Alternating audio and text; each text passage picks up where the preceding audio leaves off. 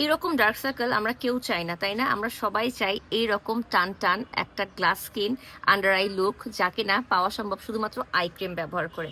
আর আজকে আপনাদের জন্য আমি নিয়ে আসতাম এমন একটা আই ক্রিম যেটা আপনি দিনে রাতে সবসময় ব্যবহার করতে পারবেন।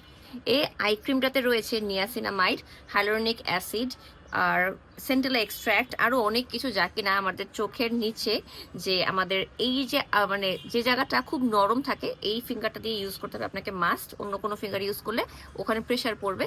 এইটা আপনার চোখের নিচের কালচে ভাব দূর করবে। যারা কিনা রাত জেগে থাকেন, কাজ করেন, বাচ্চার মায়েরা আছেন স্পেশালি রাত জেগে থাকেন, ঘুমাতে পারেন না, পাশাপাশি আপনার বয়স হয়ে গেছে আফটার 30 কিন্তু একটা আই ক্রিম মাস্ট। আমি তো বলবো 25 থেকে স্টার্ট করা উচিত আই ক্রিমটা, যাতে কিনা আমাদের রিঙ্কলস না পড়ে।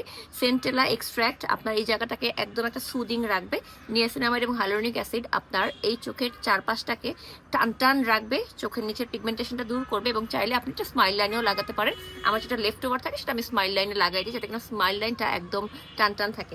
আমার বয়স কিন্তু 32-33 হয়ে যাবে 1 মাস পরে, কিন্তু আমার একটা ফোঁটা কোনো রিঙ্কলস নাই, কারণ আমি অলওয়েজ একটা আই ক্রিম ব্যবহার করি। এটা কিন্তু জে ভিটা কোরিয়ান একটা আন্ডার আই ক্রিম, যেটা কিনা আমার চোখের নিচে কালচে ভাব দূর করতে এবং স্কিনটাকে টান টান রাখতে সবচেয়ে বেশি হেল্প করে।